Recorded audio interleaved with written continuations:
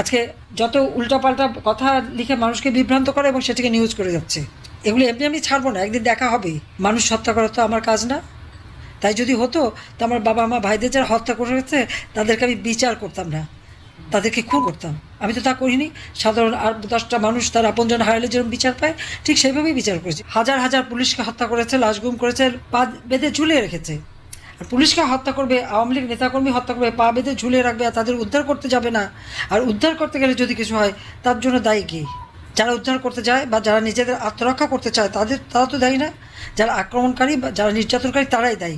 কিন্তু আমাদের দেশে হচ্ছে উল্টো ঘটনা। যারা আক্রমণ করে, নির্যাতন করে, তাদের কিছু বলা হয় না। নির্যাতিতদের নিয়ে জেলে ঢোকানো হয়, মামলা দেওয়া হয়, তাদের উপর অত্যাচার হয়, আর মারা গেলে তো লাশ ঝুলে পচে পচে যাবে, সেইভাবেই তাদের রাখা হয়।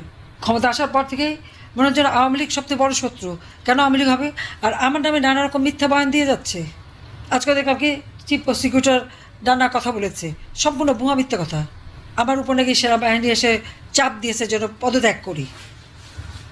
সেনাবাহিনী তো সে কথা কখনো বলেনি আমাকে, কেন বলতে যাবে? বা আমার উপরে কেউ কোনো চাপ দেয়নি। আমরা নাকি ছাত্র হত্যা করেছি। আমি চ্যালেঞ্জ দিচ্ছি, যে সমস্ত অভিযোগ এনেছে সব মিথ্যা, ভুয়া। আজকে যদি ছাত্ররা আন্দোলন করলে তাদেরকে উৎখাত করতে হলো বা তাদের কিছু করতে হতো, তাহলে 7ই জুলাই যখন ছাত্ররা আন্দোলন করতে শুরু করলো, 14ই জুলাই পর্যন্ত তারা নীরবে আন্দোলন করেছে, তাদের বিরুদ্ধে কোনো ব্যবস্থা তো নেওয়া হয়নি। এই 7 জুলাই থেকে 14 জুলাই এই 10টা দিন তারা যখন আন্দোলন করে, তাদেরকে একটা টোকাও পড়তে দেয়নি। মেয়েরা সারা রাত বসে যখন আন্দোলন করতো, আমারই পদত্যাগ চাইতো, আমি তাদের প্রোটেকশন দিতাম, তাদের নিরাপত্তা দিয়েছি। আমি কেন ছাত্র হত্যা করতে যাব? যখন 6 জন ছাত্র মারা গেল, তার শিক্ষক এবং সাধারণ মানুষ মারা গেল, সাথে সাথে আমি জুডিশিয়াল এনকোয়ারি করে দিয়েছি। আমি হত্যা করলে নিশ্চয়ই জুডিশিয়াল এনকোয়ারি কমিশন গঠন করতাম না, এবং তারা কাজও শুরু করেছিল। কিন্তু একের পর এক লাশ পড়তে শুরু করলো। এই লাশ কারা ফেলছে? এই লাশ ফেলছে ইউনূস নিজে। তার কারণ তার মেটিকুলাস ডিজাইনের অংশ। আর আরেকজন লাশের ব্যাপারে পরামর্শ দিয়েছিল, ছিল তারেক জিয়া। লাশ পেল, সরকার পড়ে যাবে। যখন এরকম একটা পর একটা লাশ পড়লো, এবং যে সমস্ত যারা আমাদের এই ছাত্রলীগের ছেলে পেলে, আওয়ামী লীগের ছেলে মানুষ, তাদেরকে হত্যা করেছে, যে সমস্ত ঘটনা ঘটেছে, সাথে সাথে আমরা তার ব্যবস্থা নিয়েছি। এবং প্রত্যেকটা আহতকে চিকিৎসা ব্যবস্থা কে করেছে? আমি করেছি। 15 জুলাই থেকে তারা যখন এই পুলিশ হত্যা শুরু করলো, কি বিভৎসভাবে পুলিশদেরকে হত্যা করেছে, পিটিয়ে পিটিয়ে। অন্তঃসত্ত্বা পুলিশ কনস্টেবলও রেহাই পায়নি। আওয়ামী লীগের নেতারে পিটিয়ে হত্যা করে গাছে ঝুলিয়ে রাখেনি। ঢাকায় করেছে, ঝিনাইদহ করেছে, বিভিন্ন জায়গায়। কে করেছে এটা? এটাকে আমি করেছি না ইউনূসের গণরা করেছে? আজকে চিফ প্রসিকিউটর যে বলে কোর্টে যে যত মিথ্যা বয়ান বানিয়ে নিয়ে আসে, তারা কি করেছে?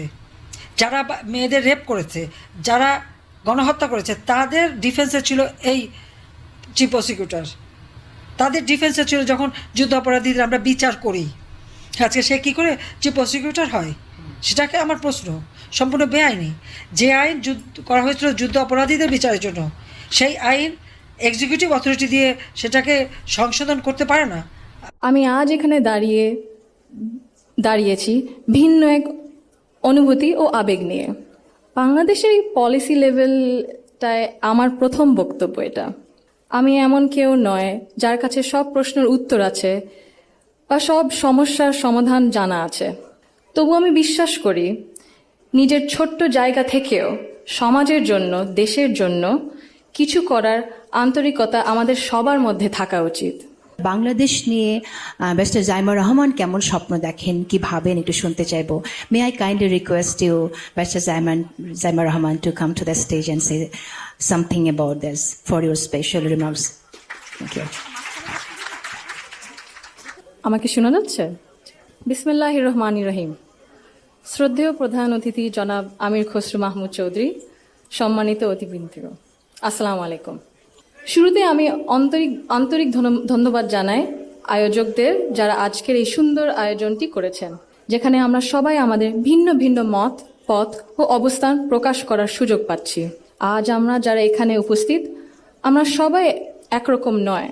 আমাদের আদর্শ আলাদা, অভিজ্ঞতা আলাদা, দৃষ্টিভঙ্গিও আলাদা, কিন্তু তারপরেও আমরা একসাথে বসেছি, আলোচনা করছি, কারণ আমরা সবাই দেশের জন্য, দেশের মানুষের জন্য ভাবছি।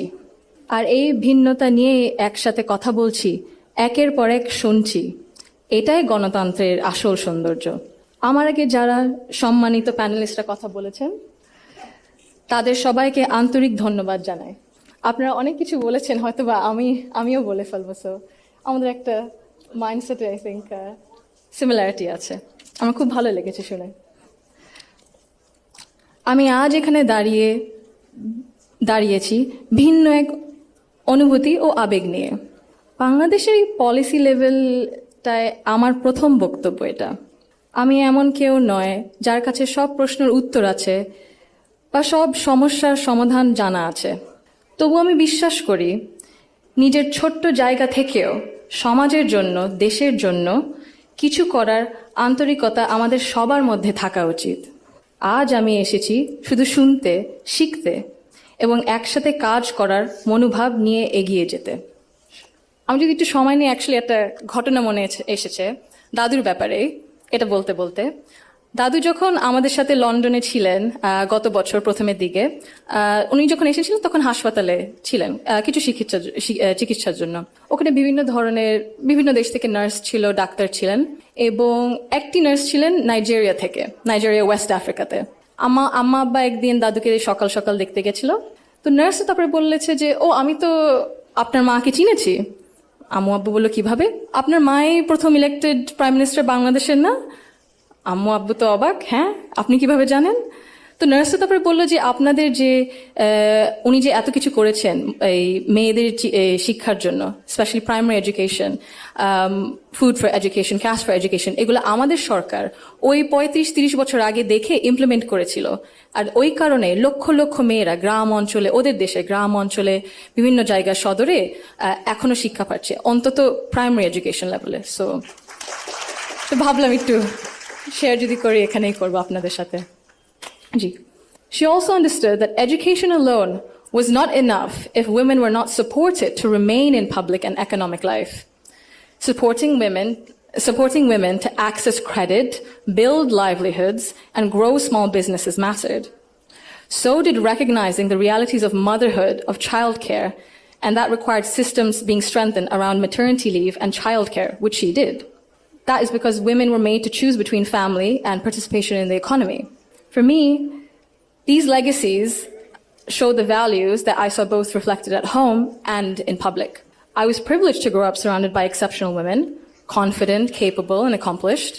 I was equally fortunate to have male role models, including my father and my grandfather, who valued those women and never felt threatened by their strength or ambition. In fact, the four most important people in my father's life, in my opinion, have been women for decades. And he has treated them with deep respect and reverence, not as an exception, but as the norm. Because of this, I grew up with what I now recognize was a skewed understanding of society. Living between Bangladesh and the UK taught me something important. Policies and access alone do not create equality. You can expand education, pass laws, set national targets, but if social norms and daily expectations and mindsets remain unequal, empowerment remains fragile. This is not about overt discrimination. Inequality often survives through habit and comfort, through what feels normal. In Bangladesh, women still perform around 85% of unpaid household and care work, spending over 7 times as many hours as men on this labor each day.